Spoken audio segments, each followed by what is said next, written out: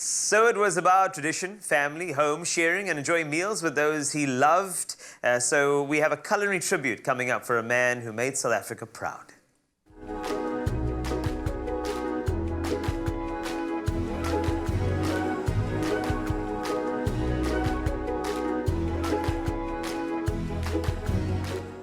Made with love by Clover.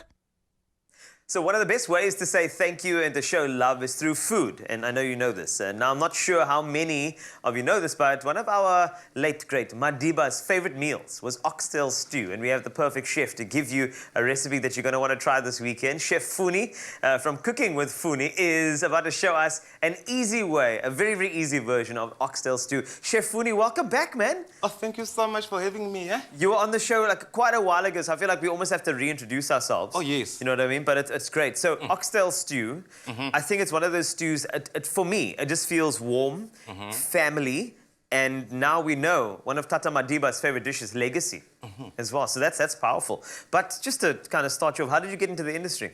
Okay, I grew up in Venda and then, funny story. Yeah? Where I did home economics, actually. Okay.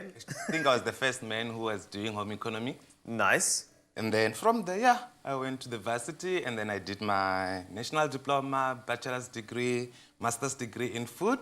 And then I end up now, I'm working at the CPUT where I'm lecturing and then I'm teaching people how to cook. Nice. So now that we got your credibility sorted, you can show me exactly what we need to do over here. So let's get cooking. Okay, so oxtail, you know, it takes a while. You know, you want to break down those protein. Of course, it's a beautiful, beautiful cut of meat.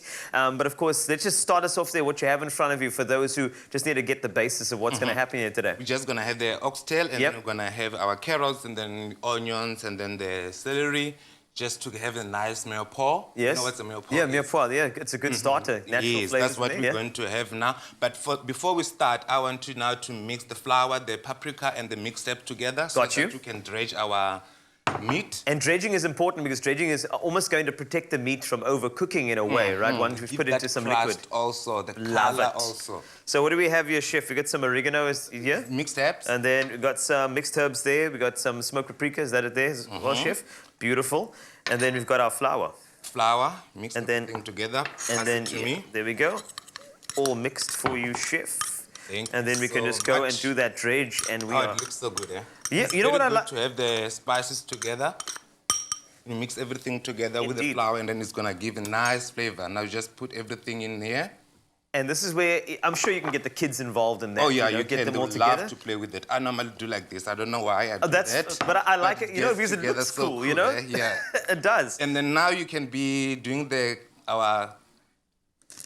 what you call the green beans. Green beans are great here, Chef. And I think green beans are nice because for some reason, you know, when you are cooking for longer times, green beans do keep their integrity a lot better than some of the other sort of vegetables you can choose. Now the oil is now drizzling. Can you see now? Oh, love it. Hot and then, And this is, so what we're trying to do is obviously seal the meat so that we're not going to overcook it. The meat, yes. And we have used, so the oil you're using is Clover Olive Pride. What I like about this is that it's got this, it really is something that would not lose its olive flavor no matter what the temperature.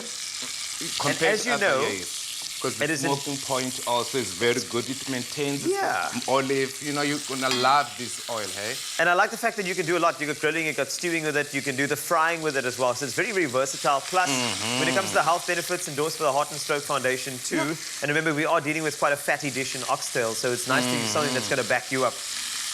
Okay, Chef, the green beans, what type of cut would you like on them? What do you prefer? Well, personally, I like everybody to have like a nice... shortest like you, eh? You know what? That's the thing. I am a short guy, so you must tell me. You can choose the Carl version, the Chef Funi version. Okay. And I can leave it just like that because, I mean... Oh, I love them like that, yeah. You know what I mean? Because you actually, the sauce is covering it and the crunch is there. I like it. We're going to leave it just like that, Chef. Okay. So once you've got that sealed, your next step is, I see you got some, you know, the liquid that this is going to cook down in, Chef. The stock, yes. Yes. But now, before that, what I'm going to do, I'm just browning this. After browning that, I'm just going to add my vegetables, the mirepoix, so that, and then just saute them, cook them a little bit so that can bring all those flavors. The carrots, add your carrots.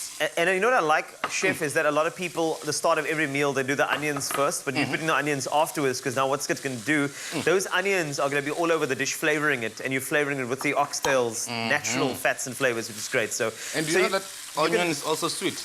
I love that. Natural sweetness. So, Chef, so once we've done that, we've got our mirepoix in, we've got our oxtail sealed.